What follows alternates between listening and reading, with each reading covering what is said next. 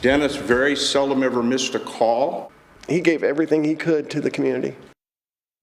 Tonight, the Ponca Hills Volunteer Fire Department mourns the loss of one of their own. Good evening, I'm Alexandra Stone. I'm Rob McCartney. 78-year-old Dennis Bender was one of the first registered paramedics in the state.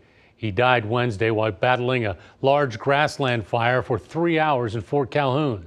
KETV News Watch 7's Waverly Monroe shares how much he'll be missed.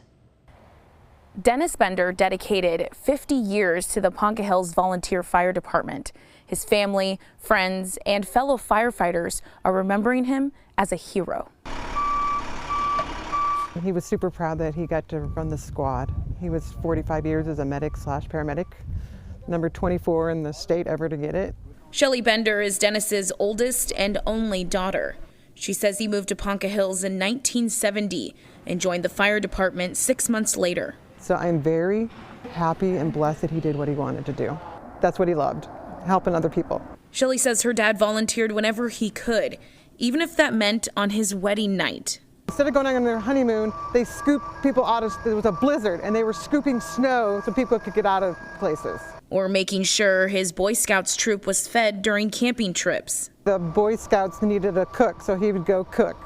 In freezing degree weather, I mean, they would take a turkey outside and put it in the ground, and he would cook it. He was in scouting as a boy for up through the 1950s, and he stayed on as a scout leader when he was a young adult. That's Michael Gallagher. He was an assistant scoutmaster with Dennis. He says Dennis was involved with the Boy Scouts up until the end. I don't think he got paid for it. I think he just did it. Even though Gallagher says being a paramedic was his first love, Shelly says his heart was big enough to help anyone. He gave it all. He gave it to the fire department, the Boy Scouts, to us. Shelly says his heart did ache for someone. It was his wife, Patricia. My mom died a year ago yesterday, the same day my dad did. They have the same birthday, and now they have the same day of death. Shelly says her parents are together again. He was done. He got finished what he was supposed to do, put out the fire. He's where he's supposed to be. And Bender is continuing to serve even after death as an organ donor. Waverly Monroe, KETV Newswatch 7. All right, Waverly, thank you. And former Douglas County Commissioner Claire Duda worked alongside Bender for 45 years.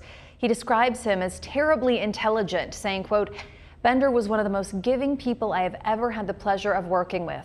Investigators are still looking into the cause of that fire, but Fort Calhoun Fire Chief Chad Nixon says wind played a major role in how quickly and how far the blaze was able to spread.